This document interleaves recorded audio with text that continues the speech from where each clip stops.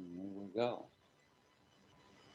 Okay, so I'll start this meeting as we start all meetings with our virtual meeting statement. Welcome to the February 2021 virtual meeting of the Public Safety Committee. Those of you who've joined the meeting via the meeting link that was sent to you by email, please help keep background noise like the grandfather clock to a minimum by muting your mic until you are ready to speak to the meeting. Feel free to raise your hand at any point as a participant to speak to the meeting, and just please state your name prior to speaking. As a member of the general public, you may have joined this meeting by calling in. Your microphone is muted upon joining the meeting. You are welcome to listen in on all or part of the entire meeting tonight. If you wish to address the committee during public comment, please press *9 to raise your hand. And when it is your turn to speak, you'll be recognized by the chairman. You may unmute your mic and using keystroke *6, and please state your name and address prior to speaking. Please be advised that the audio, video, and the chat history of this meeting is being recorded and that the media may be present for all or part of the meeting. At this time, please mute all background devices and we will begin. Thank you. Just got a couple people here in the waiting room. There we go. Okay. Oh, it is 7:01 p.m. on Wednesday, February 10th, 2021. I call to order the Public Safety Committee meeting. At this time, we have a quorum present with Pro Tem Bettencourt, Alderman Nash, and Alderman DeLucia all present. Our next item, I will entertain a motion to adopt the minutes from our previous meeting, which was held on January 13th, 2021. Email. So motion made by Pro Tem Bettencourt, seconded by Alderman Nash. Is there any discussion, deletion, additions to the minutes? I did want to just touch on the nature of the minutes and what should be in them, because I know we've had that discussion offline. But basically, that obviously all motions and votes and stuff have to be recorded, but the meetings themselves, the minutes shouldn't be a deposition of the the meeting. More like a synopsis of the things that would happen and were discussed, other than what I just mentioned. So that was my only comment on that. So. Well, yes, thank you for that input. Catherine and I have had several conversations back and forth, emails back and forth, given her a couple of examples, and referred her to what the clerk does for us with the council meeting, and I think that we're on the right track now, because you're right, we don't need a transcription of the meeting. We just need the gist of what was said, what was discussed, and what was voted on, and I think we're going in the right direction on that. But thank you for mentioning that, because Catherine's doing a great job, and in her case, she was just doing too great a job. Well, exactly. It's going to say I told her she was working way too hard, on the minutes, and that we could definitely pare it down. So I think we're well on our way to seeing that and having more concise minutes. So thank you for bringing that up. Any other discussion on the adoption of the previous meeting minutes? Hearing none, so I'll call the roll. Pro Tem Bettencourt? Yes. Alderman Ash? Yes. The chair votes yes, so unanimously adopted the minutes from our previous meeting. Thank you. Next item is citizen comment. Is there any citizen comment? Just admitting a couple of people here. Okay. Is there any citizen comment tonight?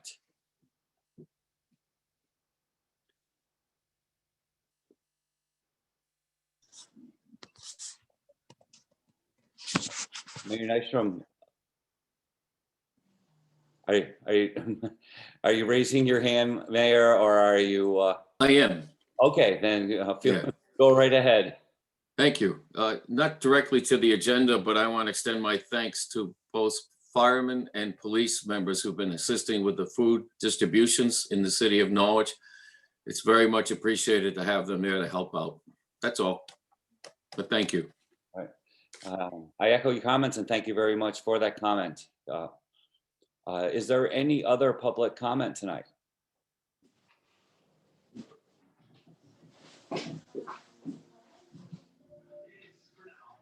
Second call. Is there any other public comment tonight?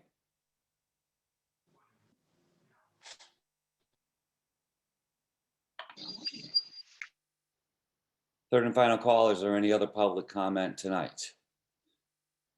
Hearing none and seeing no hands raised, call public comment period closed. Thank you all very much.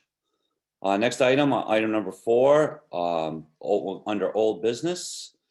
Item A, COVID-19 resurgence impacts. And we'll start with the city manager.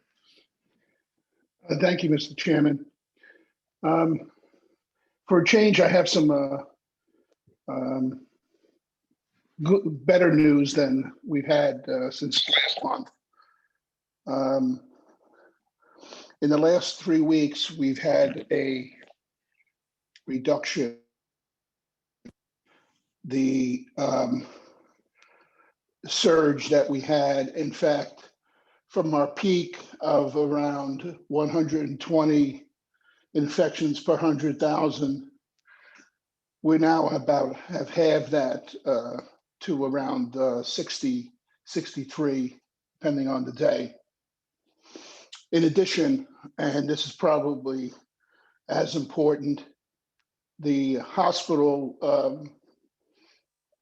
of both New London and in Hospital have been reduced to approximately half of the patient load that they had 3 or 4 weeks ago.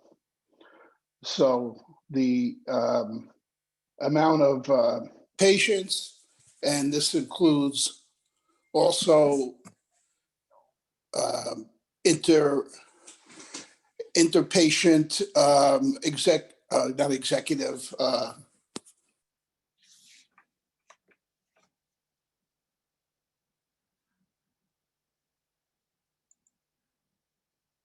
John, somehow you managed to mute yourself. substantially.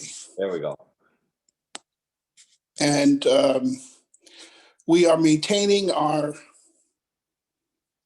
status because the projection is that unfortunately the variant that is predominant to be projected to be predominant by March, the variant from Great Britain is projected to be the dominant one here, and it's about 50 more virulent and about 30% more infective and harmful. So we can't let our guard down at this point at all. The immunization program in the city is going smoothly. Thanks to Uncas Health District, who manages it. It is at our senior center. And depending on the amount of vaccine, they do up to 100 or plus immunizations per day. The governor has now opened the vaccination schedule to include a 65 to 74-year-olds. So now that's in addition to 75 plus, and in addition, obviously, to any of the first responders that were in the original. So there'll probably be another logjam because there's about 350,000 of individuals between 65 and 74. Add that to what was in the senior population, and you have about 500,000. So it'll take some time to move that system. At that point, then there's essential workers and others within the 1B category. So with that, I'll take any questions. There's lots of information. I don't want to monopolize the meeting. So I'll if there's any questions from the board, I'll take them. Well, the one question I have is you mentioned the the variant strain of the virus that was first detected in the UK, now making it onto our shores. Are we anticipating another rolling spike because of this, or? The projection is that we would have another spike. I think that the key is to get it down as low as we can now, and the trend, Joe, is very good now that we're lowering it. So last time we plateaued for the holidays, and then it just went up from that high plateau. If we can, we're at now at the pre-holiday period as far as the amount of infection. So if we can keep on going below that before we get the anticipated spike in March, we'll be ahead of the game. But it looks likely that there would be a increase in infections sometime about 6 weeks or so from now. Chief Montoya, I saw you put your hand up. Do you have a question for the city manager? Yes, I do. Yeah. So my question, Mr.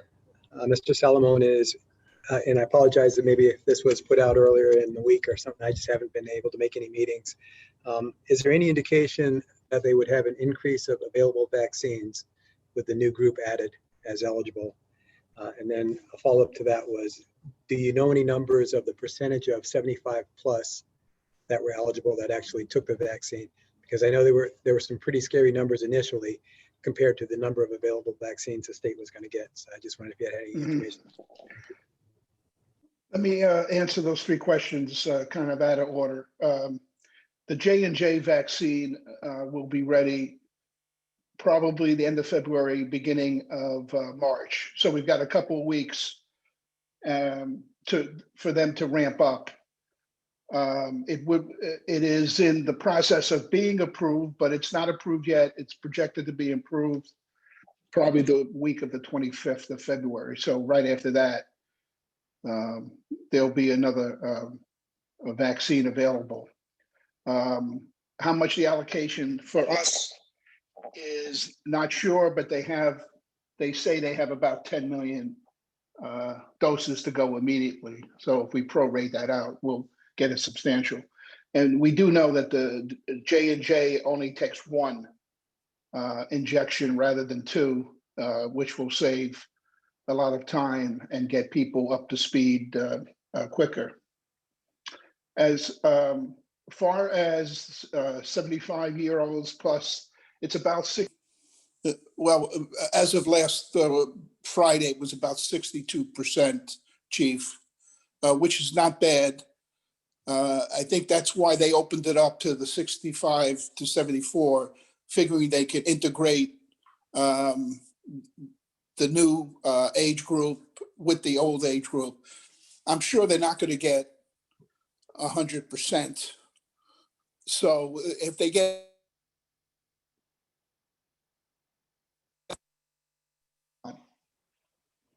and what was the third one, Chief? Any indication of an increased allotment of vaccines for the state? Yes. In the last 2 weeks, it's gone up about 30%. So now we're getting 50 to 60,000 doses a week, and in the beginning we were getting 35 to 40. So it's a substantial increase, and it doesn't include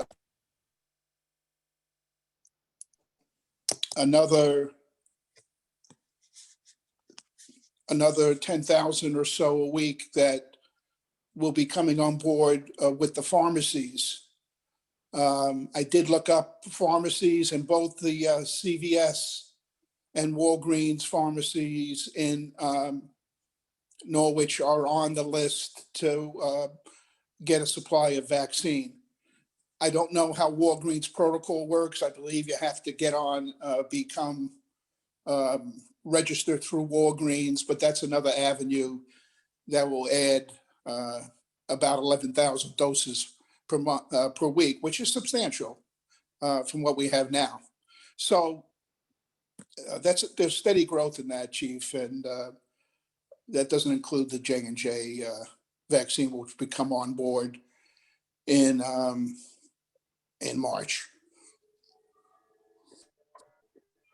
John, I got word that that maybe other local pharmacies may have had vaccine available. Do you know if that's the case? In addition to the, Yeah. yes, they try to Nutmeg work down here. that out. Yeah, that's very important to try to serve the underserved areas. Walgreens are not always, they're in more commercial areas. They're not in some of the more underserved areas where some of the local pharmacies are. And so the strategy is to get it down to as local area as you can. So there is a serious discussion about utilizing the, I don't have any list of what pharmacies have applied or not within the city, though. Okay, Mark? Yeah, it would be my case that maybe we should be talking to Pat, and seeing what what we can find out, because I think it'd be good for us to have a list. I think it'd be good for us to have a list of places and be able to pass that information along to pass.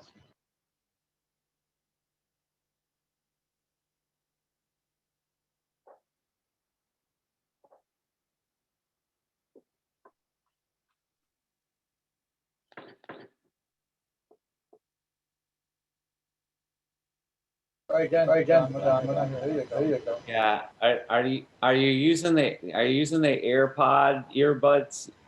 Those are a little bit, they're a little glitchy.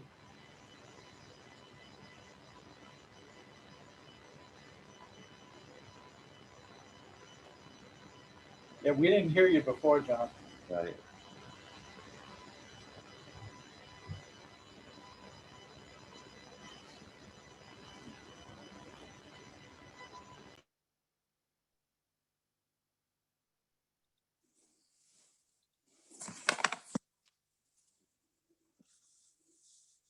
Move on.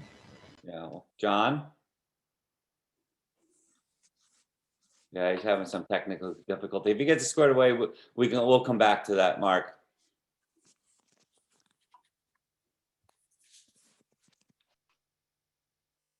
Okay, while he works on that. Bill, any questions that I could jot down for you that we can come back to if we, okay. All right. All right, well, So thank I'm you. back on if you There need me. There, Sorry. okay. Yeah, thank you. Do you have an answer for what I said there, John? I didn't hear the second question. Oh, as far as developing a list of pharmacies, talking to maybe Pat McCormick and trying to come up with a list of available, where the stuff is available, so that everybody can be on the same page. Yeah, I'm still not hearing well. So can you I've got to get off and fix this, and I'll come back to you. I apologize. Okay. If he's able to work that out, Mark, we'll come back right back to that question, because that's a great question. Yeah, Okay. I can email it to him anyway. I'll send him a note later. Okay. So still under old business, item B, the Hunters Road truck traffic, that I made a presentation to the committee. We discussed it at length, and I just wondered, I left it on the agenda. I wondered if the police chief had any new information about that particular issue. I do, and it's not good, Okay. to be honest with you. We did reach out to the State Traffic Commission to try to see if we get the road flagged as a no truck road. State only prohibits through trucks. The signs you'll see if we were successful would say no through trucks. Through trucks by state statute cannot have the destination in the town which the sign is located. So a through truck would be departs Montville, transitions through Norwich, and goes to Jewett City. That would be a through truck. The trucks, the vast majority of the ones that we're talking about are Bob's, and they're stopping within Norwich, which causes the rub there. They did throw out the option that you're going to see a lot of the center part of the state in your more affluent communities. They do local ordinances to ban trucks on certain roads. But where do you draw the line? Delivery trucks, oil trucks, that's problematic. And I'm sure if we asked Mike Driscoll, he would probably say it's probably a rabbit hole we don't want to go through. I also reached out after Chief Jenks's tip about the culverts or the bridges, trying to get the bridge weight, and I'm still waiting for the answer back from Public Works to see about those two almost glorified creeks at the bottom of Hunter's Road that could have a have a weight restriction. But I know we've been battling for years, and the trucks do seem to traverse the roadway okay. So that's going to make it difficult for us to do a local ordinance with a straight face that doesn't look like we're singling out a certain class or certain business. So that's where we stand right now. We're not done, but that's just an update. All right. Perfect. Thank you for that work. Okay, and then under old business item C. Hey, one second, Joe. Oh, I'm sorry. You go ahead. I completely forgot. Just a question regarding that, because Chief, you mentioned the destination aspect of it. So, I mean, if they're leaving Bob's and going to another destination, then, I mean, would that signage then be able to be applied? Because I think we're primarily worried about that direction of traffic anyway. So the direction of the traffic leaving versus. Yeah. It's destination and origin. I should have mentioned that before. Yeah, destination and origin within the town limits. It takes the through trucks thing out of play. All right. Thank you for that, Bill. Yeah, go right ahead. I was going to say, if we start if Driscoll's going to have a fit with just changing the ordinances, how are you going to tell a truck, well, you went to Bob's, delivered to Bob's, now you're heading back out, but you can't go that way? And I mean that you want to talk about a rabbit hole there? Jesus, I don't know if you want to do that either. I mean, we talked to them before too, and they've changed some things, so we can. Yeah, I mean, we could work with them to change their routes, but if you're going to say you can only deliver, but when you leave, you can't go that way. I mean, that's kind of. No, I think Mark's got the best solution, and that's been the one that's historically worked going back for all the years we've been dealing with it. Have a talk with corporate Bob's, the higher ups, and they get the message out to their drivers. And I'm sure it's just driver turnover that's causing this problem now.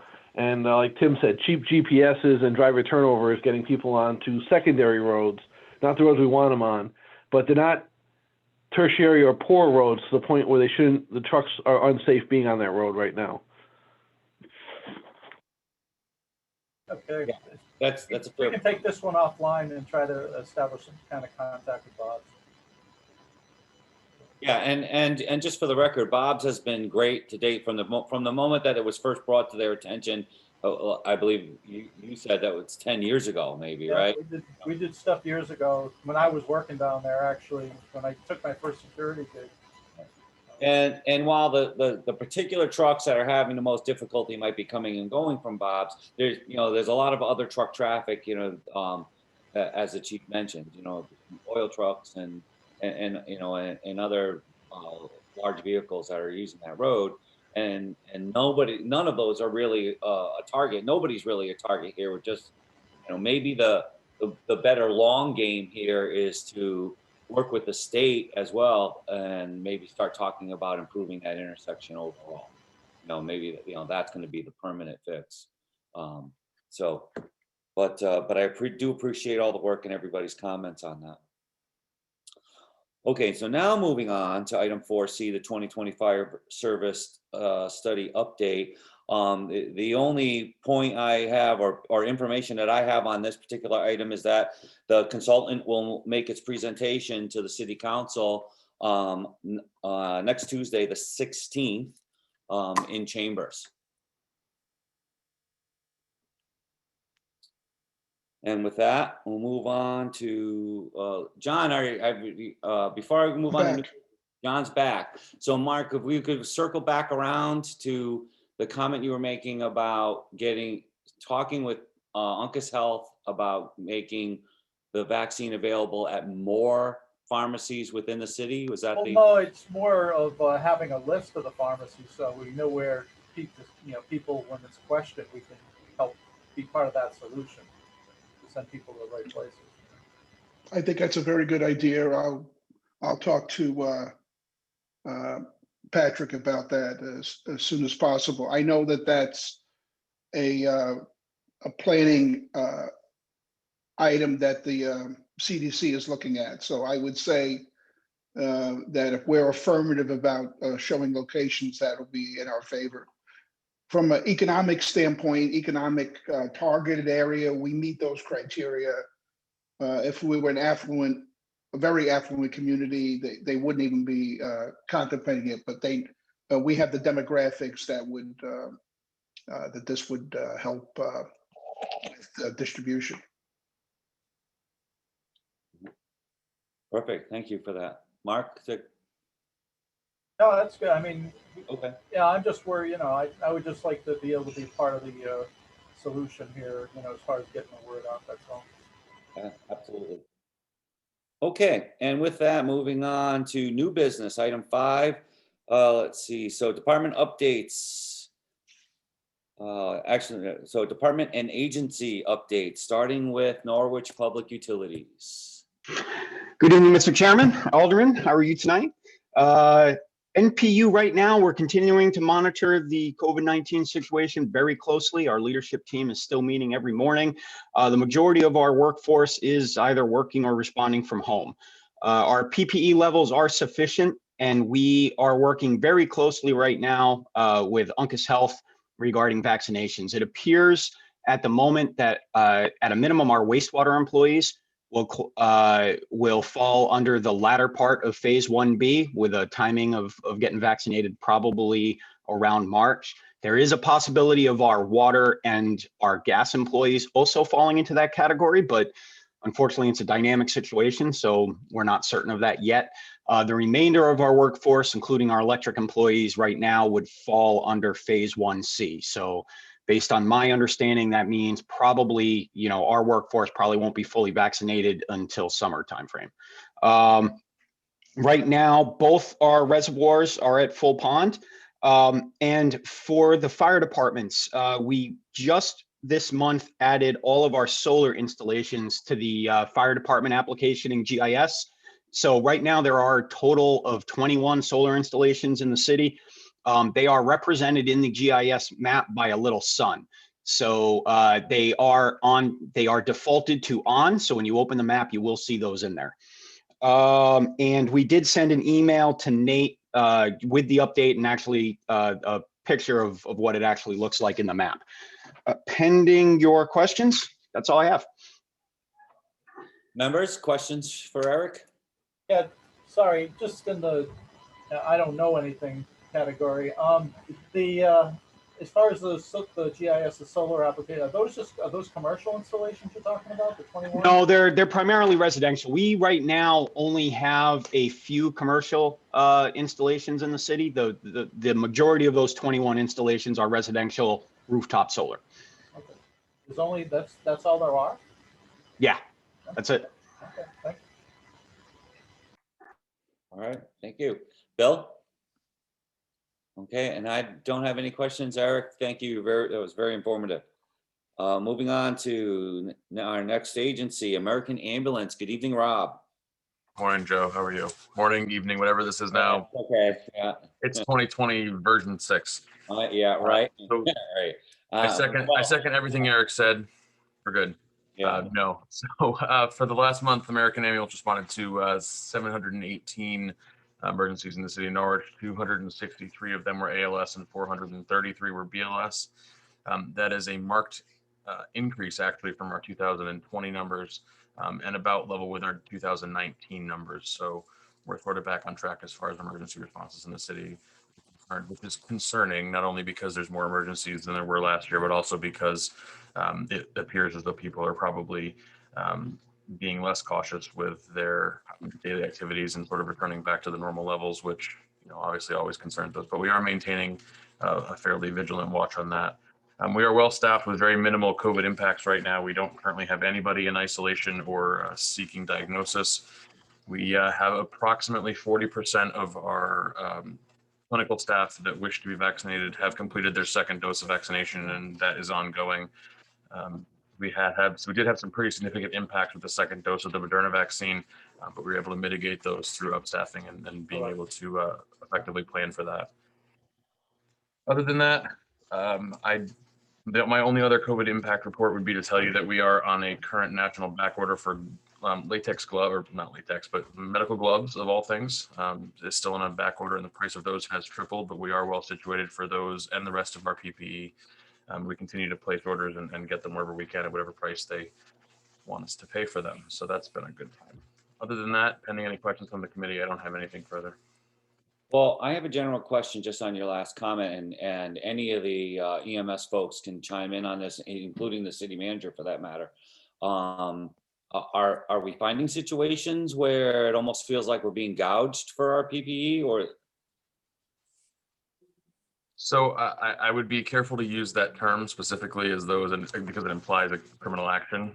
But I would say that there was some significant impacts in the nationwide or worldwide manufacturing of nitrile gloves, which is what we use to provide service. And our vendors, while they're still making them available to us, have rationed their supply to a historical average for all of their people that have purchased them in the past. But as it stands now, prior to COVID-19, we were paying around $6 a box for gloves, and we're currently paying $16.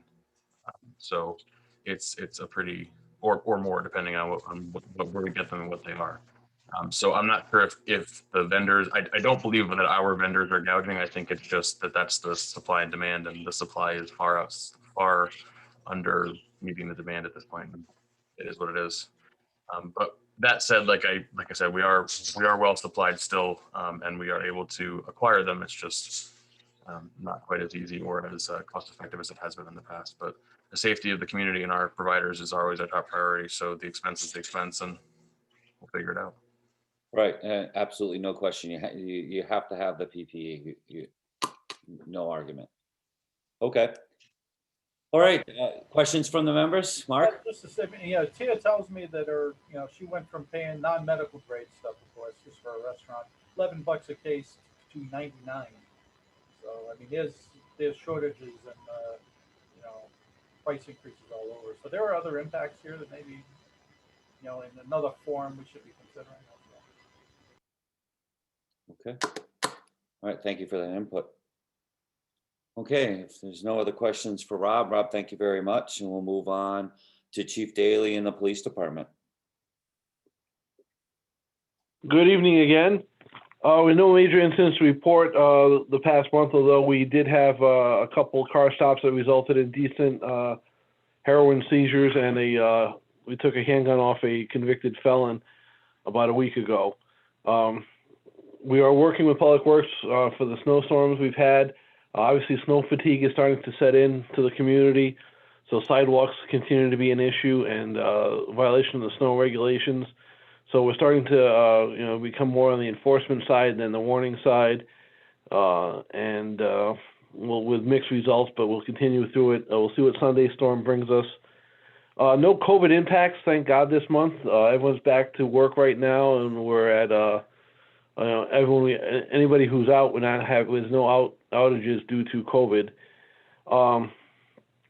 The department completed, 20% of the department completed its mental health well-being checks as required by the new police accountability bill in January. We're probably one of the first handful of departments in the state to actually schedule them and get them done.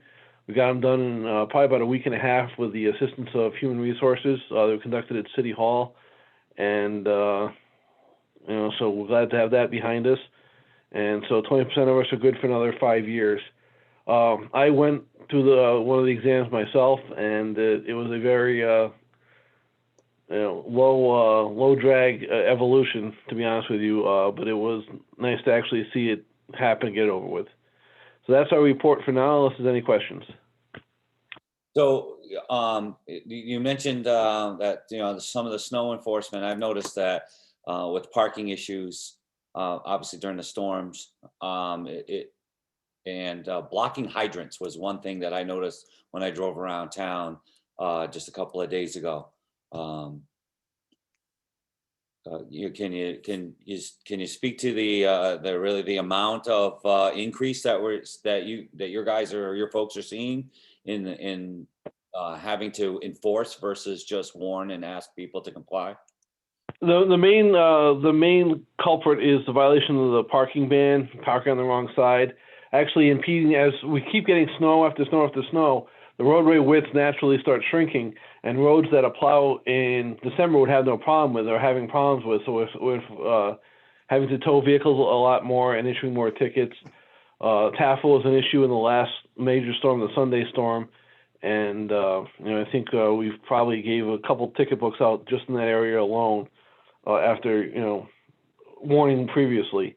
The big thing we're seeing is too close to the corner, parking on crosswalks or in crosswalks.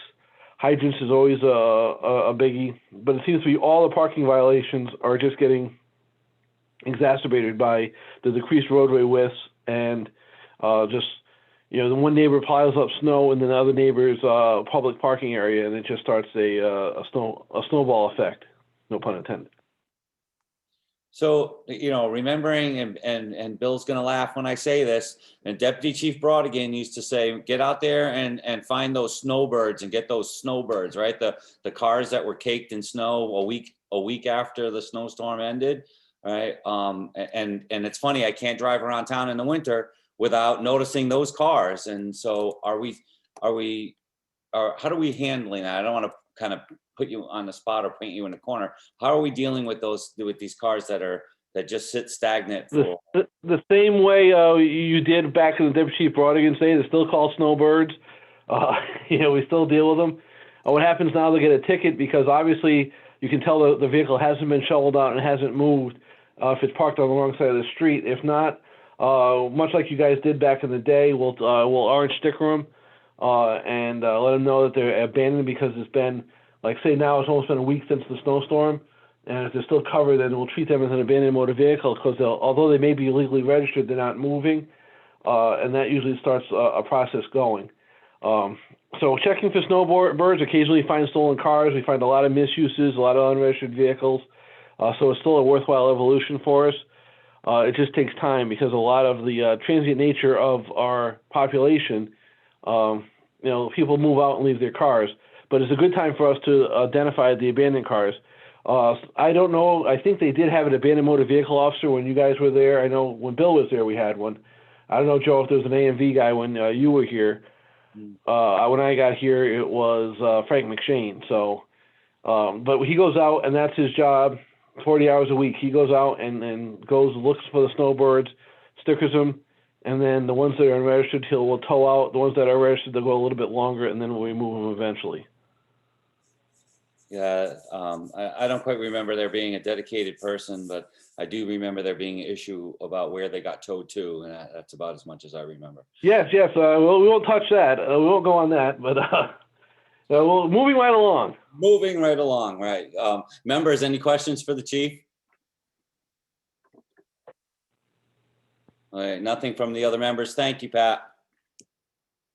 And moving on to Chief Montoya, Emergency Management. Good evening, all. Let's see, emergency management, the 8TAC radios, which we picked up last month, they were upgrades to the ITAC, the old ITAC radios. DEMIS will be holding a training tomorrow, the 11th. An email was sent out. If any of the chiefs or even American, if you guys didn't get that email, reach out to Lieutenant Canas. He can forward it to you. I think it had a couple large attachments, so some of them may got kicked back depending on who your email server is. Other than that, the EOC, I believe, was prepped and ready for the snowstorms, but it was not activated to my knowledge. I'm currently in sunny Arizona, so I don't know if it was activated or not, but I believe it was prepped and there were some WebEx meetings held. Other than that, pending any questions, that's all I have for emergency management. None from me, members? No, so if you want to go right on into Norwich Fires report, that would be great. Thank you. Yes, sir. For responses for the month, we had 173 incidents, 61 fire-related, 112 EMS. 29 of those were overlapping, which is roughly just under 17%, were multiple incidents at the same time. Mutual aid was provided 6 times and received 3 times. Average apparatus response time was 3:17, and average turnout time was 1 minute and 57 seconds. Over the past week, the guys were busy and had a number of calls where they were overlapping and committed to others. So they utilized companies from Laurel Hill and Yannick to cover the response as well. NFD units were committed. Significant responses. We had the structure fire at 80 North Street. Again, thank you to all the multiple mutual aid departments that responded there, as well as the cover companies. Critical needs, as always, I sound like a broken record. Squad A is on the top of the list. Happy to report that Engine 3 is back in service. The fuel tank that we were waiting several weeks for came in and was replaced. And Truck 2's outrigger, the hydraulic piston that we were out of service for, is back. So the truck is operating fully as a ladder as well. Staffing, currently the position for Director of Training and Safety is open for external candidates. I want to say it closes on the 23rd, but that's just off the top of my head, so don't hold me to that. We had very pleased to report 2 new hires that started. They started the remote program with Connecticut Fire Academy this week. Congratulations to Kyle Markey and Lucas Gerard, our two newest firefighters.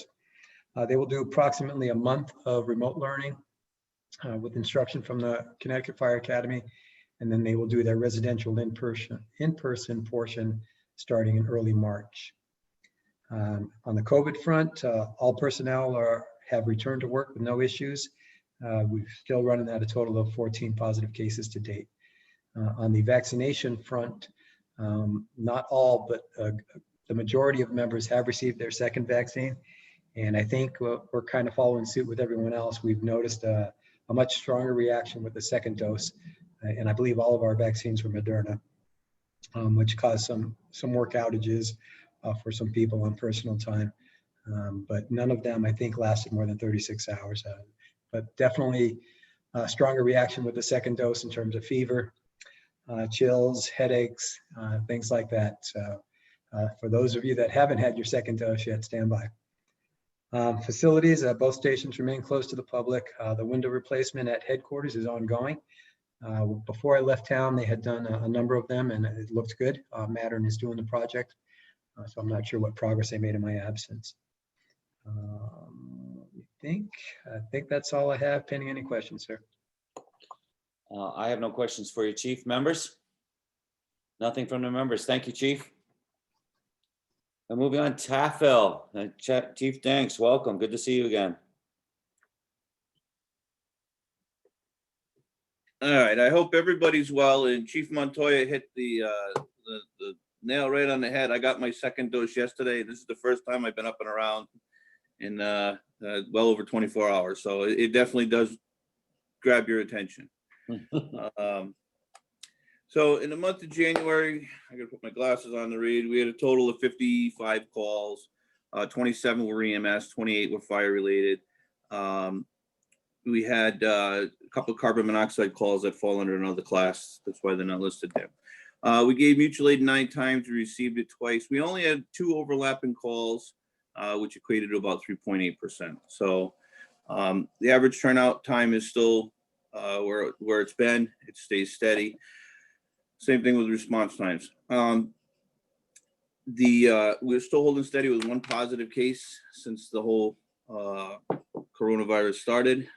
So we feel very lucky, feel very fortunate. Probably 70% of the membership has taken the vaccination. The others have not as of yet for other reasons, either medical or personal reasons. Other than that, that's where we stand. We fared well during the snowstorms. We had both during all of the storms, we actually lucked out. Some guys were off, so we had crews in the building. And that's pretty much it. We're going through the budget process with John and Josh. Critical needs, I did put in my budget, it didn't get funded, was to upgrade the electrical coming into the building. The pole that it sits on, utilities replaced 3 poles that had to be replaced. They had been condemned for a number of years, and our service into the building is on that pole. So, that's something we're going to have to address sooner or later, probably sooner than later. The pole's getting up there in age and it's pretty brittle. Other than that, if you got any questions, I'm here for you. I do. I was going through my notes for the last, actually, I think I went back more than a year. And I never came to, I never put a final note on a conversation that we had about your heating system. The heating system in the firehouse. Yeah, Did that project ever come to fruition? Was that ever finally rectified? It was the oil boiler that was in the old part, and then you were putting in new heating systems in the addition. I had a whole bunch of notes, and then I never closed out. I never checked off that we ever. so the station has 4 types of heating systems in it. 3 of them, 2 of them are original to the original building. So the original boiler from 1969 still works very well. It gets maintained every year. That takes care of the bay area and stuff like that. When they put the addition on in the late 80s, they went with 2 rooftop units, which are combination units. And then when we put the addition on last year, after conferring with utilities, we went with what are they? They're the Mitsubishi units, and that's worked very well for us. And we do have 1 gas Modine heater. So I don't recall the conversation. I mean, everything works well. Eventually, if we replace the big furnace, I think that there might be some cost savings. It probably won't be as, everything's more modern. It's 1969 vintage. So, but it works well. So there's no priority to change it. Was it an oil burner that was it converted to gas? It's all gas. Or it's all gas. Okay, then I probably just lost track of it somewhere in my notes, but thank you for that. All right. Okay, members, questions for Chief Jenks on TAFL? Okay. All right, then moving on to Yannick, Chief Blanchard.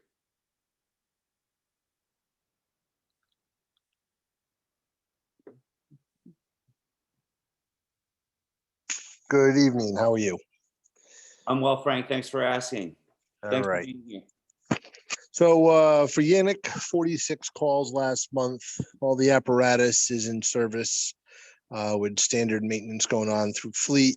Our training has been primarily online, and we are starting to move back into the meeting hall for some in-person stuff with proper distancing. We're going through the budget process now, as all the other departments are. Our COVID impacts, our PPE is doing okay at this time. We ran, I believe, 14 positive cases in-house, and a good number of the members have been vaccinated. And I do have to agree with the other chiefs, that second shot, wow. So I got mine, and yeah, I was down for a day too. So with that being said, our needs are the same as they are every month for various things at the station. The latest and greatest, unfortunately, is a boiler issue we are experiencing. Had a boiler tech come out. We had a leak in the steam boiler, and they're telling me it's a gasket between the sections. It's an old 7-section steam boiler. So I'm in the process of getting a price to get that repaired at this time. With that being said, everything else appears to be good in Yannick. Joe, I'd like to circle back to your comment on the fire study. Tuesday, they're going to do the presentation, I guess you said, at council chambers. Are we able to attend Zoom? Is the report available? Is it in-house? Where are we at with that? And with that, I'm all set. Okay, so I'll answer that as best I can, and then the city manager can chime in. So with all of our, this is a regular council meeting, so it'll be I'll say live stream. It's gonna be broadcast. It'll be broadcast as it normally is, and we will have the Turbo Bridge open for people to call in during citizen comment. John, are we gonna? Is there any third layer of technology so that people can access? You're muted. Unmute, John. John, you're muted. It's possible that that we might open up Turbo longer and instead of cutting it off after public participation, if we want to have any interaction with the chiefs during the meeting. I would say that this is not going to be the only meeting. As far as I'm concerned, this is the introductory meeting by the consultants. I plan on emailing copies of the study to all the chiefs on either late Tuesday or Wednesday at the latest. So all chiefs will have a copy of it. The amount of distribution then will increase depending on who needs what on that. So at this point, we're only looking at expanding Turbo Bridge to through the whole meeting, Joe, rather than just for the public participation. I plan on attending physically for this meeting since it's going to get a little complicated. There is also they're doing a presentation with a computer, so there'll be it'll be visual. It will be available, obviously, on the cable channel if you have that available.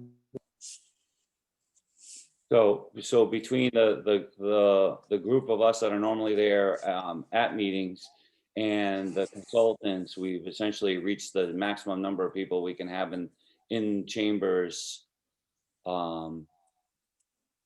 You know, for I guess for, you know, for any sort of a forum, correct?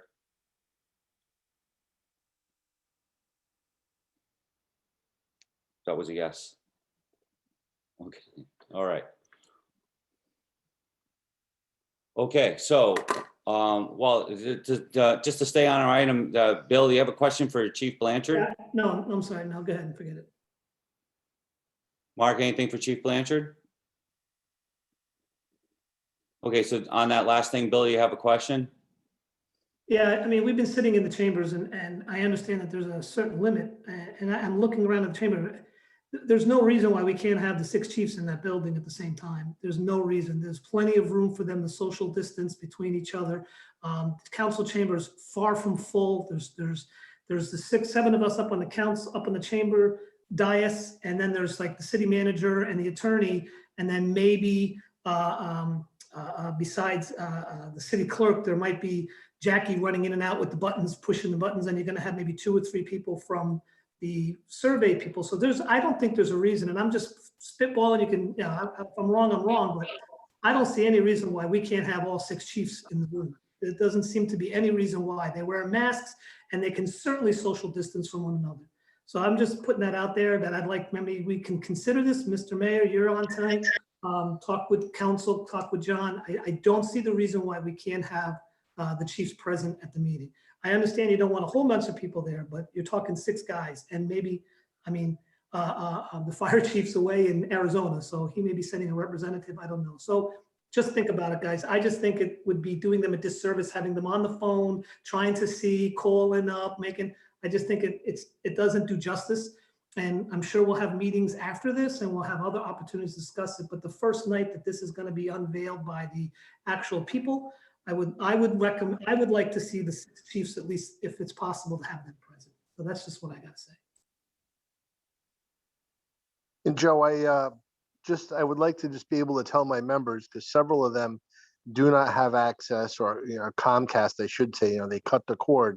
So does Turbo give them the ability to log in through the city's website to watch that meeting? Because that's really what I'm getting asked is, how do my guys watch this meeting? That'll be the big question. I can hear it coming already. So I just like to have the answer or the ability to tell them, you know, go to the website, see a link or whatever you can do. We just want to make sure they have that access. That's a fair question and a fair concern. Mark? Yeah, no, the meeting's streamed on the website. Every city council meeting streamed on the website. So you can start with that. So, I mean, you can watch it. The issue's, you know, participation. So the only way that's going to happen is if we do something through Turbo Bridge, or if we do something, something else. But I think Alderman Nash's point is well taken. I personally don't have a problem. I think we have enough space in there as far as that goes. I think that's a conversation we'll have offline with the city manager, I think. Yeah, I agree. For the first thing I would say is that I want, this belongs in the hands of the city manager. It has been in the hands of the city manager, should remain in the hands of the city manager. I would not be opposed to having the 6 chiefs there. I mean, they've been part of this process since the concept was first, debated in, in this committee, right? So that I don't have a problem with. I don't have any problem at all. I do have a concern. All right, this is not a public hearing. Okay, this is not going to be, members of the public sitting in council asking the consultant questions. That's up to us. The 7 of us will be the ones questioning the consultant. Once they've made their presentation. But to Chief Blanchard's point, to have fair and multiple avenues of access, so that people who care a lot about this can hear and see the presentation is not an unreasonable request. And I also forgot the chief of police. I apologize. I don't want to exclude him. He's going to be part of this study as well, since it's part of the in there. So. Yep. So yeah. Right. Certainly. Spend a lot of time with dispatch. Yep. Absolutely. So I mean, I'm sure, I know John has heard this conversation, and again, we can continue to continue the dialogue, beyond this meeting about how we can best facilitate this. I think all the pieces are there. I think it's more a matter of getting the information out so people know how they're personally going to be able to access it. We have a little less than a week to work that out, and I think we should do that. Okay. Thank you, Joe. That's perfect. That's what my guys really wanted. So thank you. Yeah, absolutely. You're more than welcome. All right. So moving on with the department reports. Is there anyone from Occam FD here? Yes, Chief Spalding. Hi, Chief. And I never recognize your phone number, but I'm glad you're here. Go right ahead with your report. Okay. Good evening, everyone. Let's see. Our membership is now up to 42 members. Last month we had 15 calls. We are going to start opening up training in the house just for the members. It's going to be doing the mandatory stuff that the state requires. COVID-19, the station is still closed to the public. Like you said, we start our monthly meetings. Some of our people are starting to get their second round of the shots, and we had a few just go in for their first round. Masks are required at all calls and at the station. We are looking into finding out how we're going to do the department physicals and fit testing this year. We have to contact Donna Sabardi and Shipments to see how that's going to proceed. During the past 2 storms, we had our station manned. We had enough people to run all the equipment if we had to. As far as events, we just had our February 6th chicken barbecue, which was takeout only. It was sold out. And it looks like for the April one, we're going to be sold out too. We did 180 dinners, and there's still people that wanted more. The other thing I have is just the replacement of engine 41, and that's all I have for this one. All right, thank you, Chief. Any questions for Chief Spalding, gentlemen? No questions from the committee. Thank you, Chief. Oh, I'm sorry, Mark Betancourt, go ahead. I have a question. I'm glad to see the membership at a nice healthy number, and thank you for the work on that. Thank you. We try. Good point. Very well. All right, so moving on to East Great Plain. Chief Milton.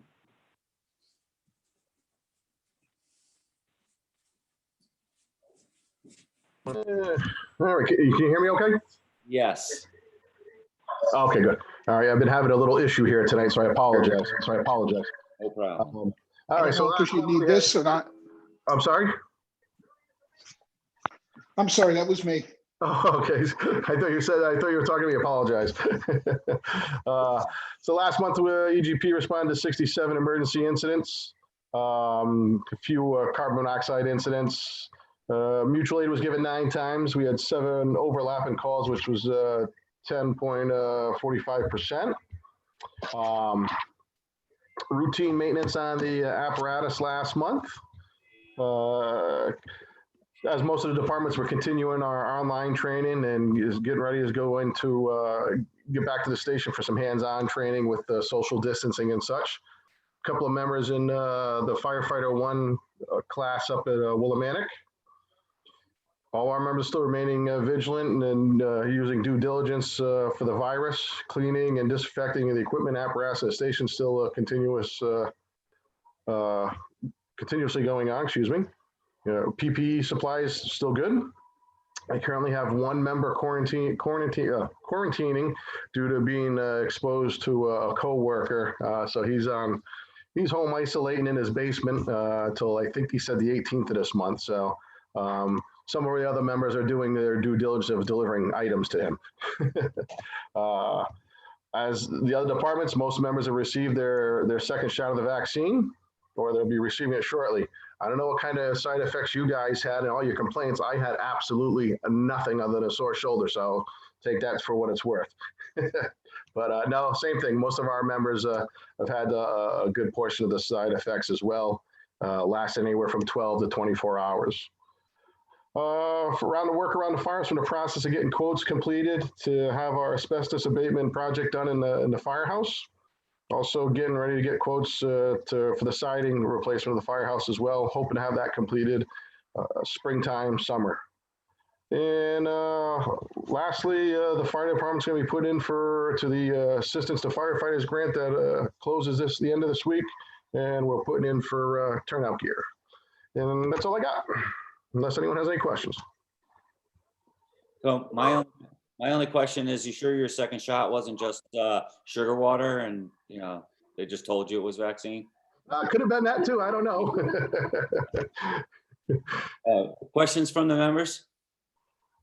Nothing from the members, nothing from me, Chief. Thank you for your report. Thank you. Have a good night. You too. Thank you. Laurel Hill, is there anyone from Laurel Hill here tonight?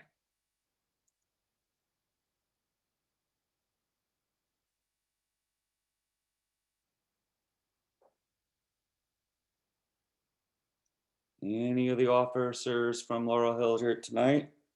Don't think so. Okay.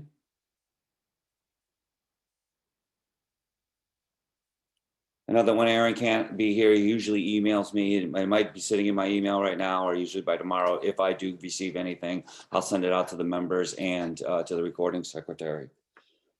So with that closes new business. Actually, it does not. Moving on to item B, public safety items for future discussion.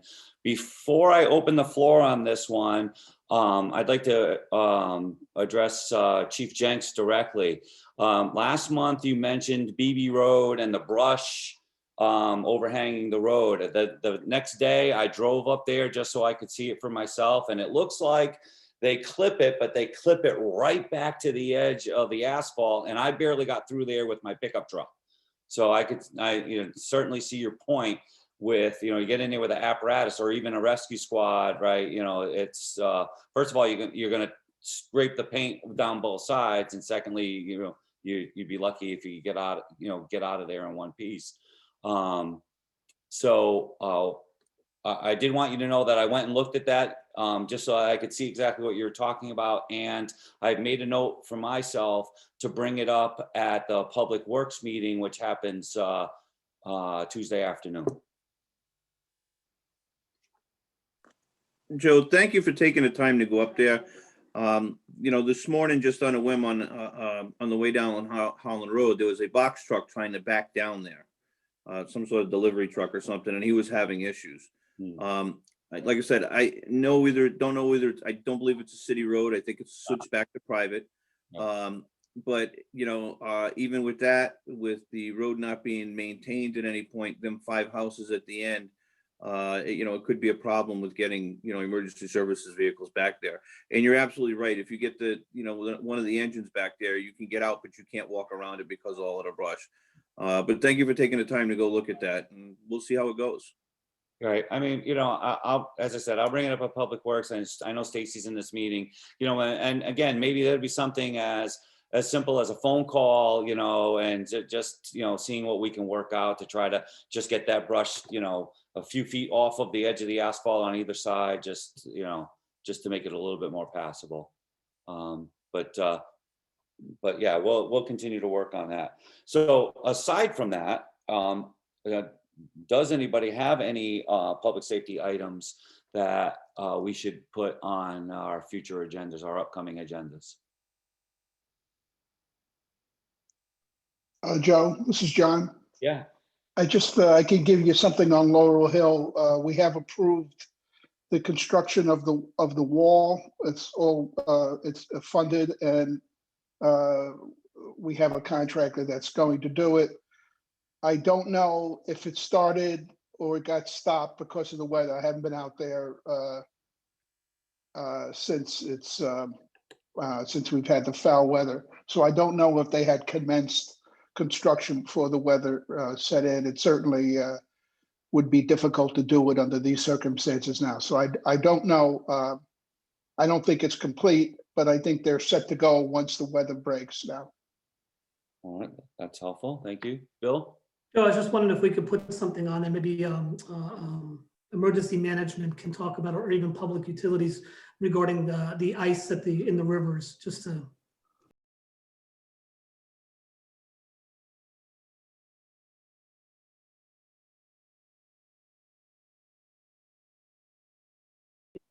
I'm just worried about the dams and stuff. Yeah, we track that pretty closely, so I can definitely have something for you next month. Thank you, Eric. Okay, thank you very much. Any other items that you would like me to place on our upcoming agendas?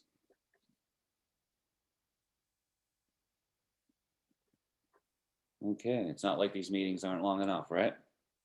Okay, and with that, we'll move on. Motion to adjourn? Well, not just yet. No, all right, never mind. Just let me say that our next meeting will be on March 10th, 2021, and I anticipate it being a Zoom meeting. And with that, the Motion to adjourn is made and seconded, made by Alderman Bettencourt, seconded by Alderman Nash. Alderman Bettencourt, yay or nay? Yes. Alderman Nash? Happy Valentine's Day. Yeah, there you go. Yeah, thank you very much. And the chair votes yes, we are adjourned. It is 8:08 p.m. Thank you all very much for everything you do and for being here tonight. Good night. Stay safe, everybody. Have a great night, everyone.